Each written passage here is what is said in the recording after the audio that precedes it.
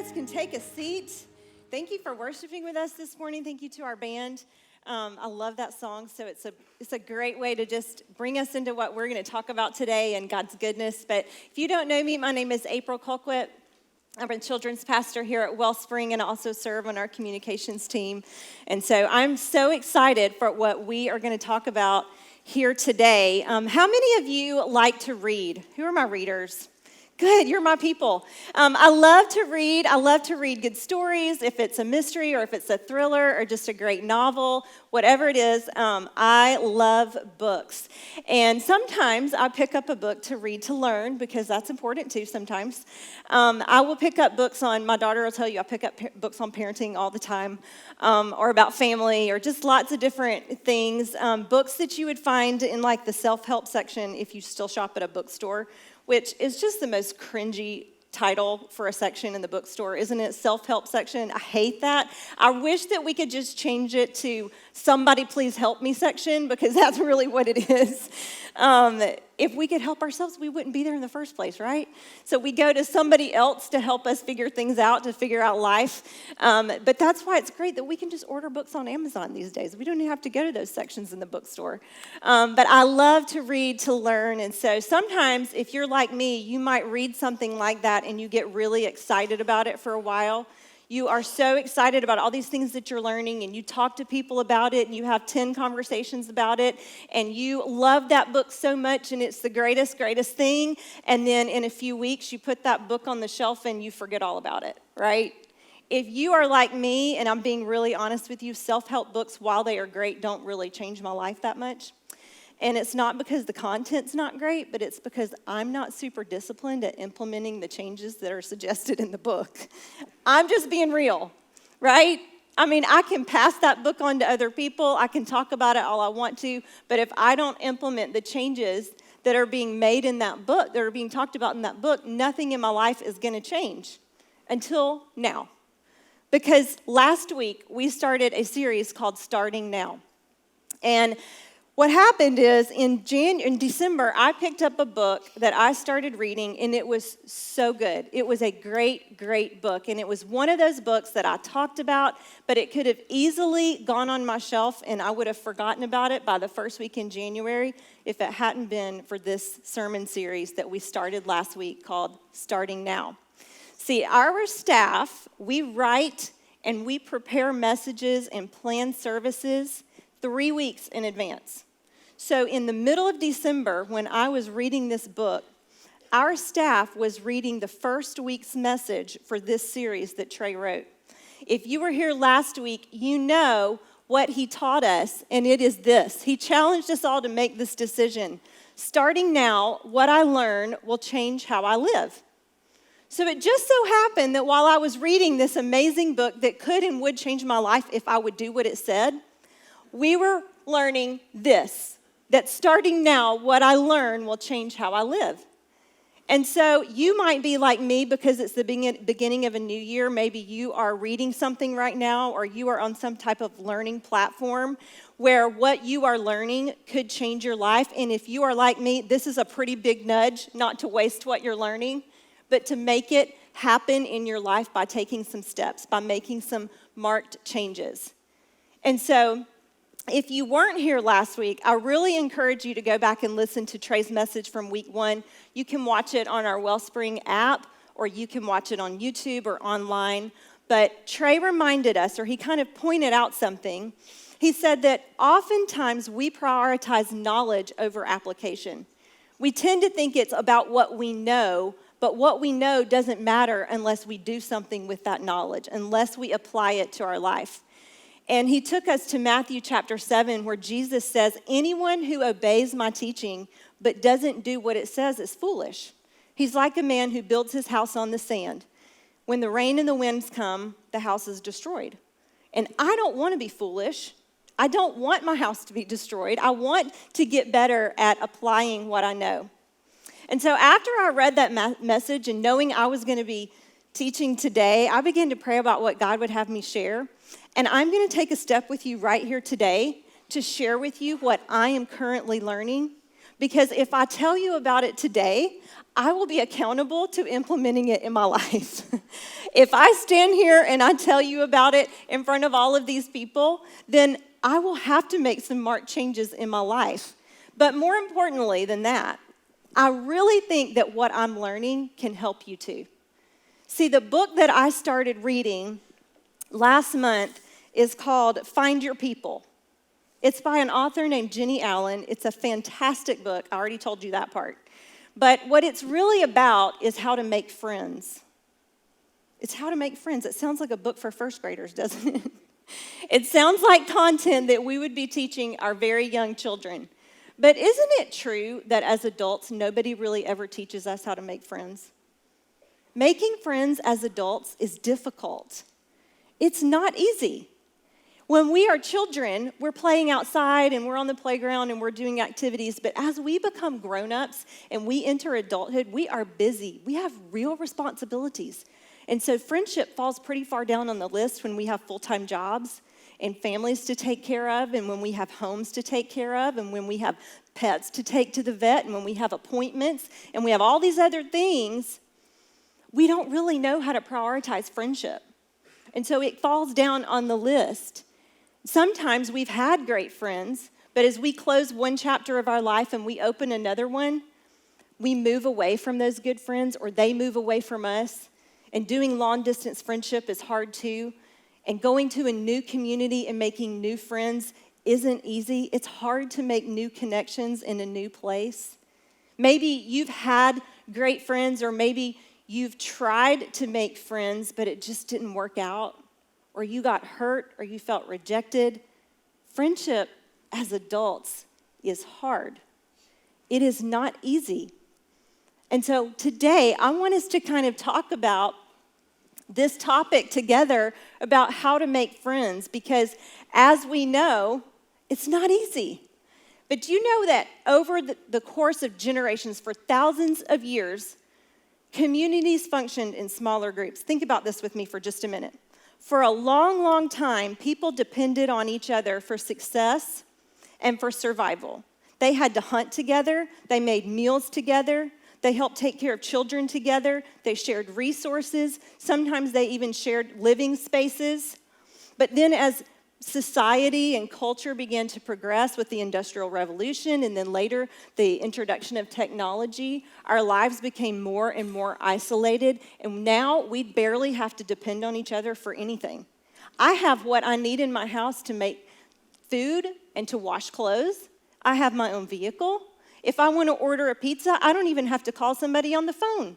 I can just do it online, and they will drop it off at my door, and I never even have to see their face. That's how we do life now. We run to the grocery store, and somebody loads our groceries in the back of our car, and we don't even have to make a connection with them at all if we don't want to. And I'm not suggesting, please hear me, I am not suggesting that we build a commune and we all move in together. That sounds horrifying to me. Some of you, that probably sounds fun. For me, that does not sound fun.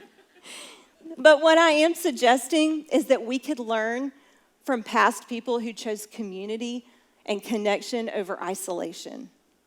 Because our world has changed, which means that the way that we make connections with people has also changed.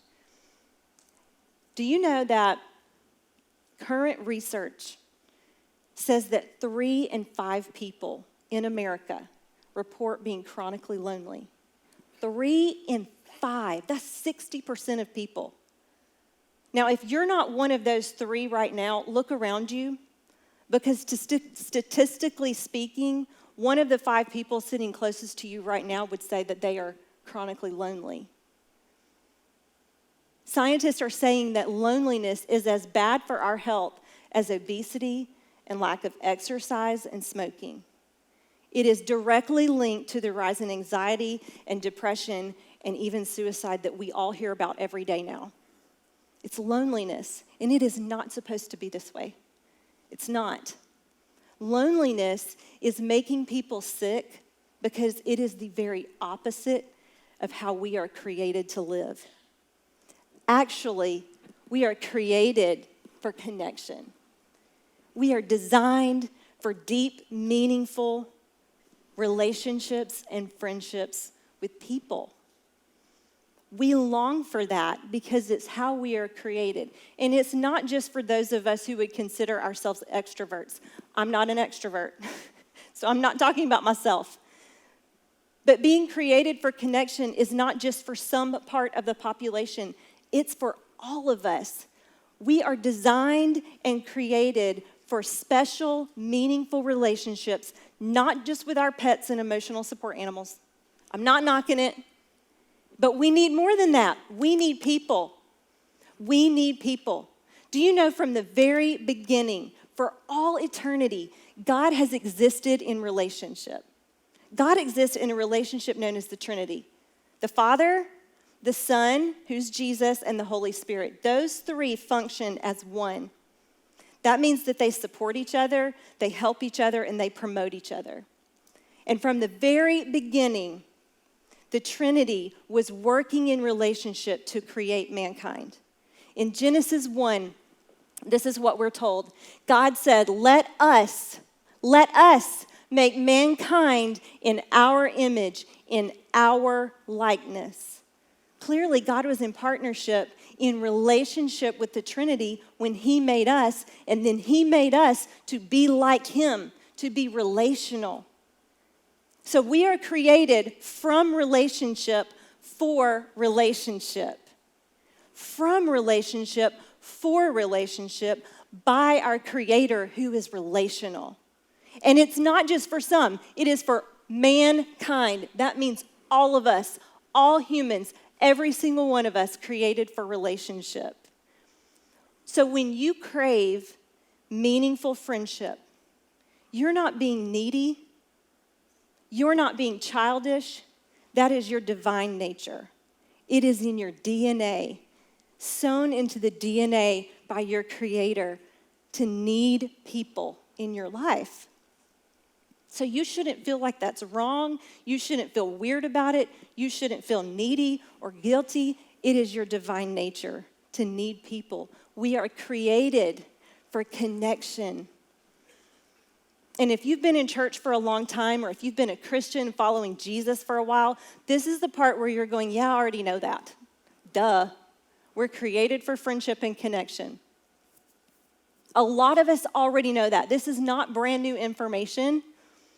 And if you've been around Wellspring for a while, we even have a core value that is built on this truth. We say it like this: circles are better than rows.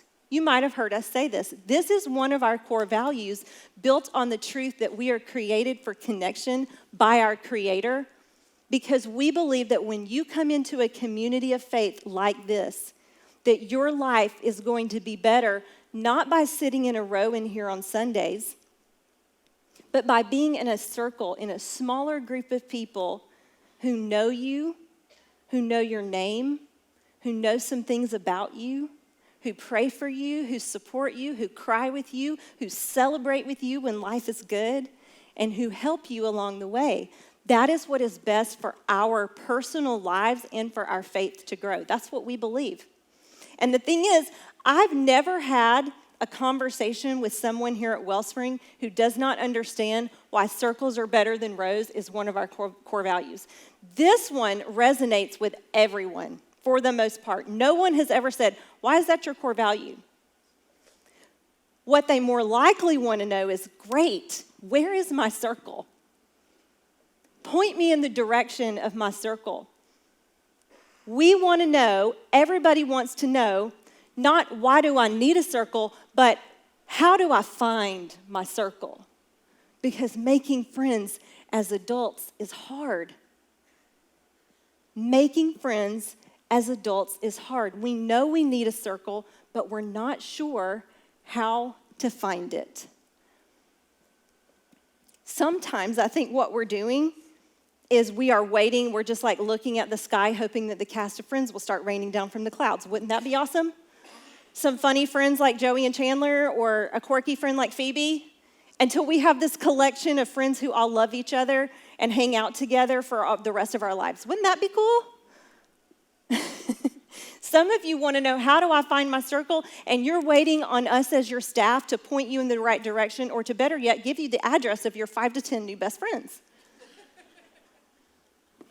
But if we really want to know how to find our circle, if we really want to have the kind of deep, meaningful friendships and connections that we are all designed for, then doesn't it make sense for us to look to God's model of friendship, which is Jesus? Jesus is a great friend.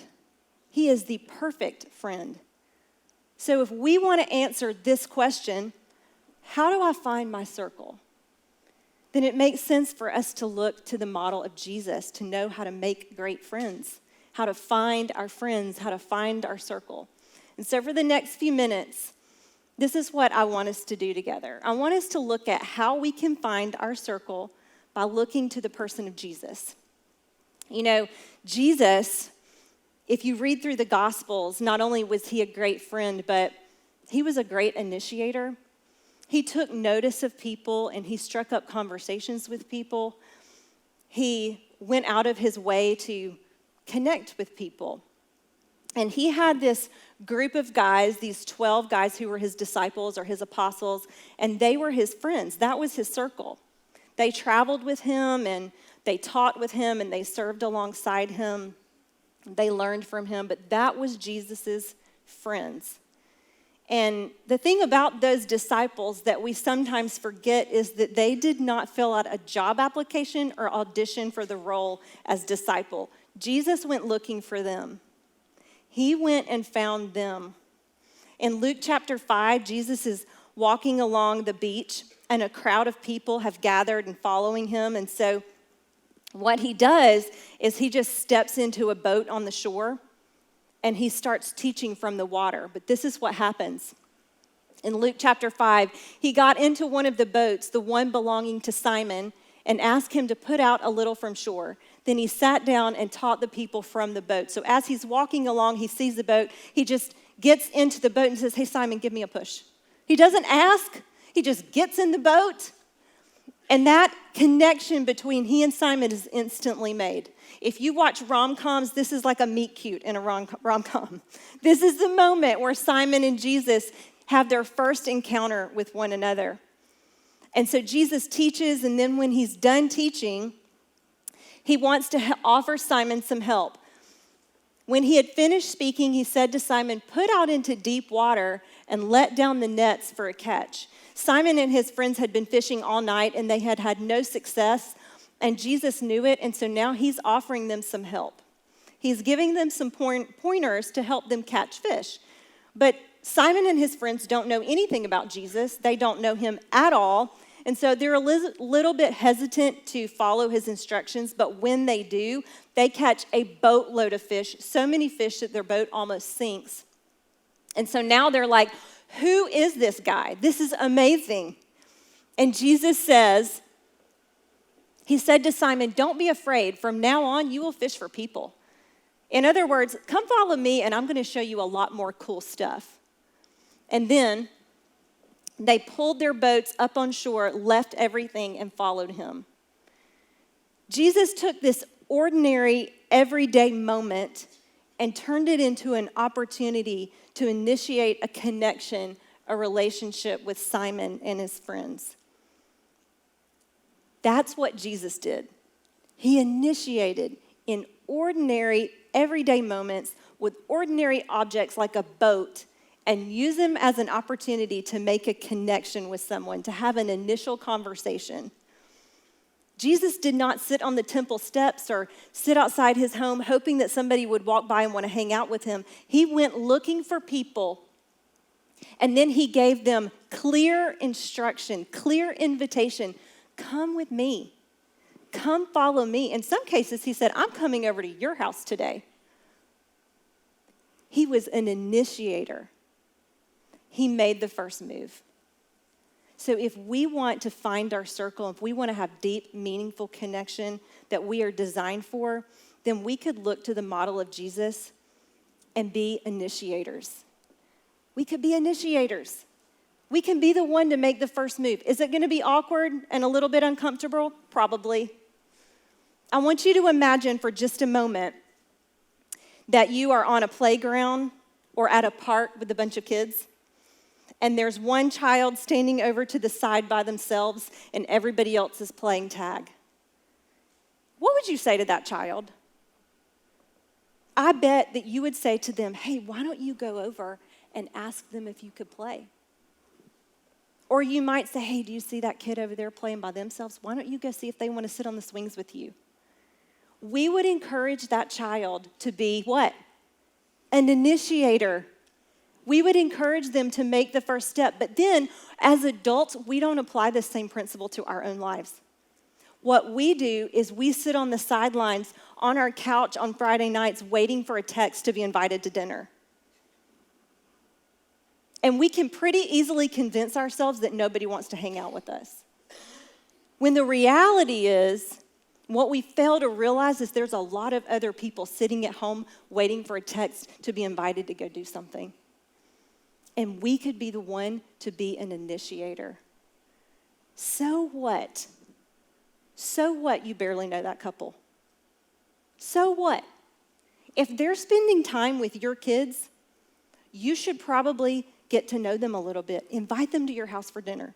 So what that new person at the office is a lot younger than you are. They need someone to connect with them, to show them the ropes, to help them feel a part of the team. So what there's not a community group that meets your exact phase of life? You could start a group.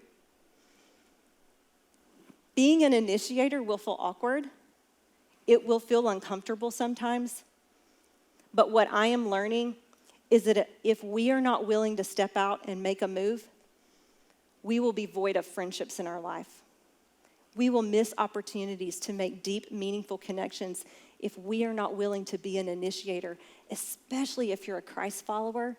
If Jesus is your model for living, then we've got to start being better at initiating connections with people and looking for those opportunities. I think sometimes we are stuck and we're lonely looking for our friends when what we should be doing is being the kind of friend we're looking for. And what that means is being an initiator, but it also means being available. Being available.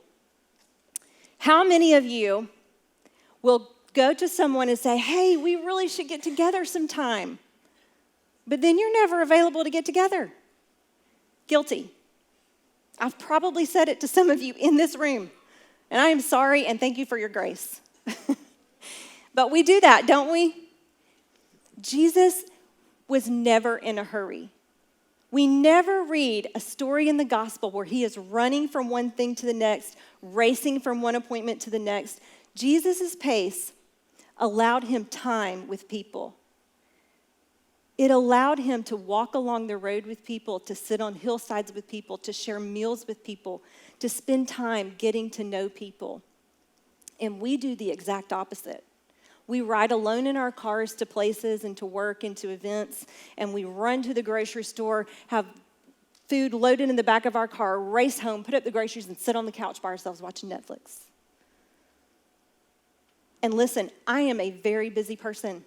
We have 3 kids, Eric and I, and we are always doing something. And when we have a free night, I am perfectly happy to sit at home in my pajamas and not go anywhere on a Friday night. But if we always have a reason why we can't connect with someone, we will not have friends. What we have to do is to be available, and that means creating margin in our life to be able to connect with people, to spend time. It might mean rearranging our schedules a little bit so that when someone does ask us to do something, we can sometimes be available. If we are never available, they will assume that we're not looking for friendship, and they'll stop asking. So we have to be available. Friendship, deep, meaningful, real friendships take time. It does not happen in an instant. It takes time for those friendships to grow and to blossom. And so we have to make ourselves available for people. That said, you do not have to make yourself available for everyone. You do not have to give time to everyone. You know, something else about Jesus and the way that he modeled friendship is that he was selective in who he chose. He was around lots of people all the time. And he initiated relationships and connections with lots of different kinds of people Everywhere he went, he had people around him, oftentimes people that would be least expected to be hanging out with a person like Jesus. But that was his mission. Then we see him getting away and spending intentional time with his group, his disciples, those 12 guys who he chose. They are the ones who he spent intentional time pouring into, teaching the most valuable things. And then within that 12, he had 3 guys. 3 guys. Simon, Peter, and John were his closest few. He trusted them the most, and he confided in them the most. He gave them exclusive invitations to see and observe and share things that he didn't share with everybody else. There was one time in Matthew where Jesus is going up on the mountain to have this encounter with God, and he invites those 3 guys up with him. And on the mountain, they see him transfigured into his divine form. He becomes this bright white light, and they witness him talking to Elijah and Moses, who were 2 spiritual giants from history. No one else got to experience that. Just a few. And when it was over, here's what Jesus said to those guys. As they were coming down the mountain, Jesus instructed them, don't tell anyone what you've seen until the Son of Man has been raised from the dead. Don't tell anyone what you've seen. He reserved that moment for a few guys who he trusted the most, who he confided in the most. And so if Jesus was selective with a few, then I think we also could and should be selective with a few. We, in order to develop deep, meaningful relationships and friendships in our lives, we need to be transparent and we need to be vulnerable with a few, not with everyone. That means that the whole office is not your few. Social media, not your few. The whole baseball team, not your few. Students, I would even say your whole tribe may not be your few. Your whole community group may not be your few. In reality, there are 2, maybe 3 people who have the capacity and who can be trustworthy enough to know the good, the bad, the ugly, the really ugly in our life. We need those people who we can be truly transparent and fully vulnerable with, who know the deepest, darkest parts of our lives, and they love us anyways. Not only do they love us, but they help us grow through those deepest, darkest parts of our lives. The book of Proverbs tells us how to find those people, what that kind of relationship should look like in our life. The writer of Proverbs is a man named Solomon, and God gifted him with an incredible amount of wisdom, and he gives him this wisdom that he shares with us about friendships. He says, as iron sharpens iron, so one person sharpens another. That pretty much sums it up right there. That means that our few, our closest few, those 2 or 3 people who we are the realest and the rawest with, are there to make our lives better. They are there to make us be the best version of ourselves that we can be, and we are there to do the same thing for them. That means, hear me on this, when they notice the junk and the mess in your life, they call you out on it. And it means not only do they call you out on it, but they help you figure out ways to grow through it. And then in return, you call them out on the mess and the junk in their life, and you help them figure out some ways to grow through it. That is iron sharpening iron. That is one friend helping another friend be the best version of themselves. That is deep, meaningful relationship that God has created you for, me for. And we need those people in our lives. We need people who are going to be completely vulnerable, completely transparent, but do not confuse that with authentic. You can be authentic with everybody. You can be exactly who you are with everybody.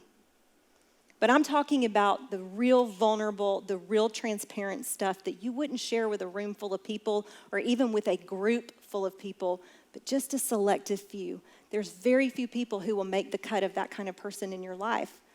It's going to be somebody who's trustworthy. It's going to be somebody who's humble, somebody who's loving and kind, and who wants the best for you. So as you are initiating, as you are making connections and you're carving out time to spend with people, pray. Ask God to give you wisdom and discernment about who those few people might be, who those 2 or 3 people might be. It might be somebody that's already in your life right now. You just got to be a little bit more open to be vulnerable, to be transparent, to let down your walls. Because remember, we're created for connection. It is in the divine DNA of our souls that we are created to be in meaningful relationships where we are supporting, helping, loving, serving each other, but also just having fun, just laughing and eating and enjoying life together.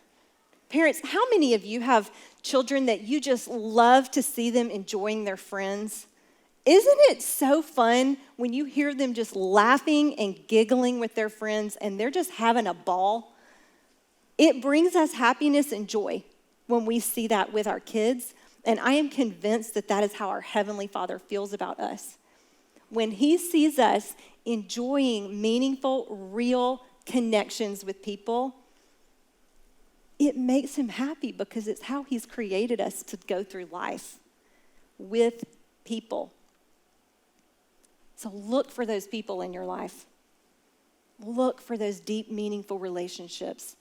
It does not make you needy. You are not meant to do life alone. And while you are waiting, there's nothing wrong with being patient. There's nothing wrong with praying for friendship to come into your life. You should pray for that. But I just believe it takes a little bit more, that we've got to take some steps to get out of our comfort zone, to be initiators, to look for opportunities to connect with someone. It might be that we have to create some margin in our schedules to be able to do that, to spend real time with people, to invite them to a meal, to sit down and just talk for a while. In this book, one of the things that I love is she talks about having a fire pit at your house. It doesn't have to be fancy, but build a fire pit because friendships and real conversation happen around a fire pit. I love that. Isn't that true? Think about the last time you sat around a fire pit with some people. Didn't you have great conversation? Just creating that margin. We've got to take some steps to be initiators, to be available, but then also to just be wise and discerning about who we allow to be the closest to us, because we are created for that. And it does not have to be grand gestures. It can be as simple as using ordinary, everyday objects to connect with someone. Look at what Jesus did. He stepped into a boat. He needed a boat. He didn't go buy a boat. He borrowed a boat. What if the next time you're cooking and you run out of eggs, instead of rushing to the store, you just step a few feet across the yard to the neighbor's house and ask them to borrow eggs?